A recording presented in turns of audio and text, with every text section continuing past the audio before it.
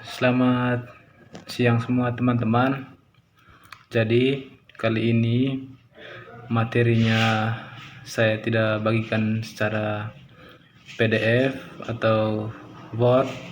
Kali ini kita belajar materi menggunakan video pembelajaran. Jadi hari ini kita bahas tentang planning karir. Oke. Jadi yang pertama, bagaimana Anda membuat keputusan karir? Planning karir yang pertama, apa yang akan kamu kerjakan setelah tamat SMA? Di sini ada 5 poin yang dipaparkan. Poin yang pertama, ketika kamu tamat SMA, kamu memilih untuk melanjutkan ke perguruan tinggi atau pekerjaan penuh waktu. Contohnya seperti petani, ketika kalian tamat SMA, kalian membantu orang tua, atau kalian punya melanjutkan usaha orang tua, ataukah kerja separuh waktu saja, atau kamu tamat SMA memilih untuk menikah, ataukah memilih untuk bekerja di misi. Contohnya membantu di pastoran. Setelah tamat SMA kamu membantu di pastoran, ataukah kerja di biara gitu, ataukah membantu orang dengan keterbatasan, orang yang tertindas, habis itu orang yang miskin, juga itu juga salah satu pekerjaan misi. Ataukah kalian membantu orang dalam gangguan jiwa gitu, ataukah kalian tamat SMA memilih untuk pengangguran. Setelah tamat kalian tinggal saja di rumah, tidak berbuat apa-apa, tidur, habis itu makan, habis itu bergaul dengan sanak saudara, atau bergaul sana sini. Pada akhirnya kamu harus membuat keputusan karir. Jika nanti kamu bekerja dari usia 22 tahun sampai 55 tahun, itu artinya kamu akan bekerja selama 33 tahun. Jadi ya luar biasa. Itu waktu yang lama sekali. Selama 33 tahun kalian bekerja. Di sini ada 2 alasan mengapa pelajar sulit membuat keputusan karir. Yang pertama, tidak memiliki cukup informasi. Artinya ketika kalian tamat SMA, kalian hanya berduduk diam saja di rumah. Walaupun kalian dapat informasi, kalian tidak sedetail mungkin untuk tanya tentang informasi itu.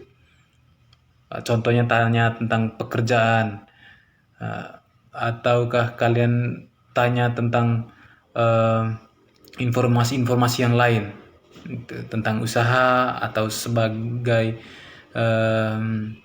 pelajar yang tamat SMA tentu kalian harus mencari informasi agar kalian tidak menjadi orang yang nganggur. Dan yang kedua, bingung, konflik bakat, minat dan nilai. Jadi konflik bakat itu artinya kalian bertentangan dengan kalian punya bakat. Setiap orang, setiap individu tentu punya bakat, tentu punya minat dan nilai. Ketika kalian konflik dengan ini, berbenturan dengan bakat minat ini, jadi kalian tidak akan bisa untuk mencapai apa yang kalian inginkan.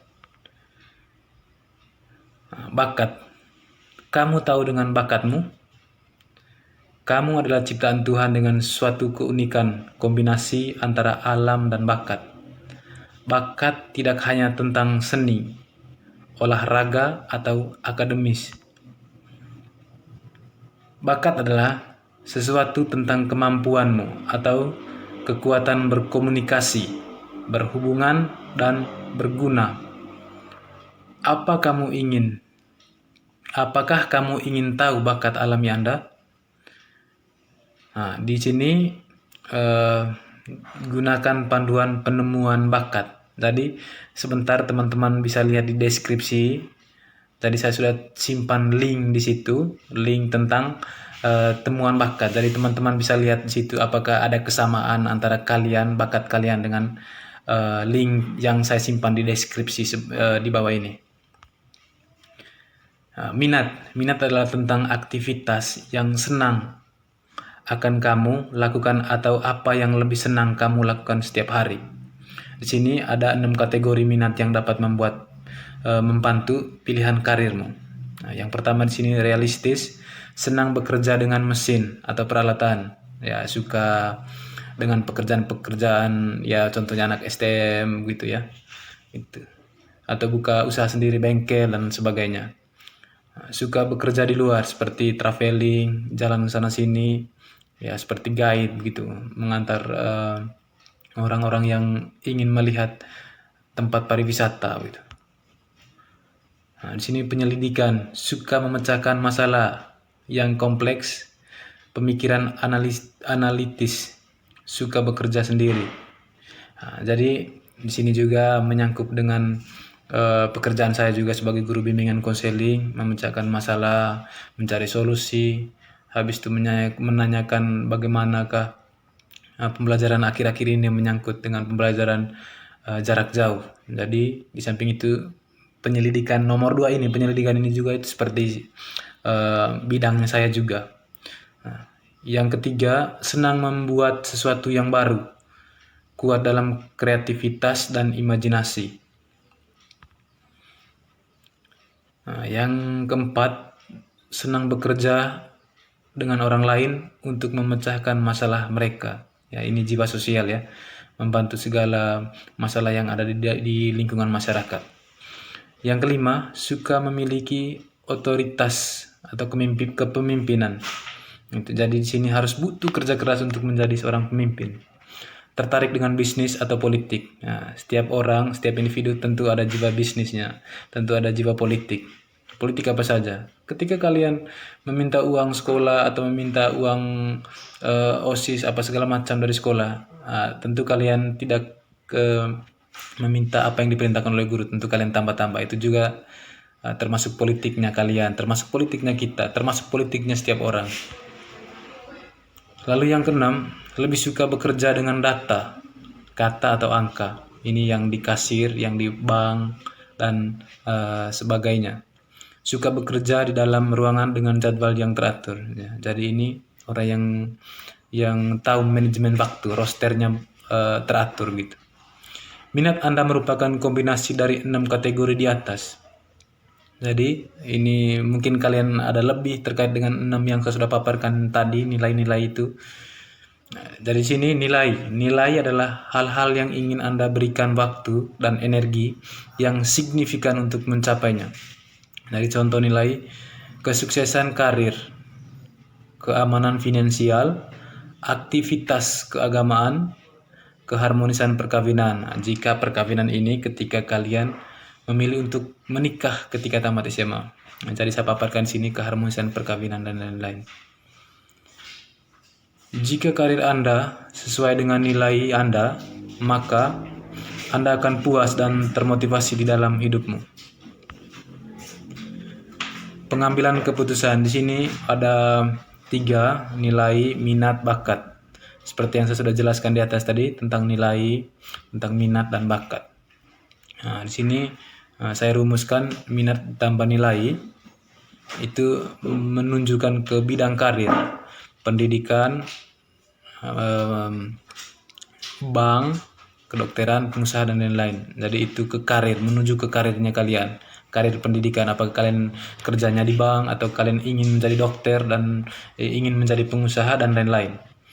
Talenta atau bakat itu menunjukkan ke pekerjaan. Nah, contohnya sebagai guru, habis itu sebagai akuntansi, psikologi, habis itu programmer dan sebagainya. Itu. Dan banyak lagi yang lainnya. Di sini ada 6 nilai minat dan bakat. Jadi di sini ada 2 tabel. Minatnya kalian di bawah ini, bagian ini ke bawah 6. Habis itu di sebelahnya itu ada jurusan di universitas. Nah, di sini saya sudah paparkan semuanya di sini jurusan-jurusannya. Jadi mungkinkah ada di antara salah satu ini yang saat ini kalian target untuk kuliah nanti ataukah tidak? Kunci untuk sukses: jangan menghabiskan banyak energi melakukan apa yang tidak datang tentu saja. Lakukan apa yang kamu sukai dan cintai apa yang kamu lakukan. Oke, menjadi yang terakhir di sini saya paparkan memang tentang tugas kalian. Di sini ada 2 poin. Jika Anda memilih bekerja setelah Anda lulus, bagaimana rencana Anda selanjutnya? Artinya kan, apakah kalian punya pemikiran untuk membuat sebuah usaha kah atau seperti apa? Nah, sedangkan bagi Anda yang mau melanjutkan ke perguruan tinggi, jurusan dan kampus mana yang Anda pilih? Tadi teman-teman hanya sebutkan kampus saja dan jurusannya apa. Nah, kampusnya di mana? Di kota apa, atau di kabupaten kah, atau bagaimana ya? Yang kedua, sebagian orang mengatakan bahwa kuliah itu tidak penting. Tanpa kuliah atau lulus sarjana, orang bisa sukses. Untuk apa kuliah kalau pada akhirnya nganggur? Oke, jadi bagaimana pandangan Anda atau tanggapan Anda terhadap pernyataan di atas? Jadi mungkin itu saja yang bisa saya sampaikan lewat video pembelajaran ini. Semoga ini menjadi manfaat untuk kalian. Jadi jangan lupa juga untuk kalian yang sebentar lagi untuk beranjak ke perguruan tinggi atau bekerja, silakan cari informasi sebaik mungkin untuk kalian, dan jangan lupa jaga kesehatan, pakai masker, cuci tangan. Mungkin itu saja. Terima kasih banyak. Selamat siang.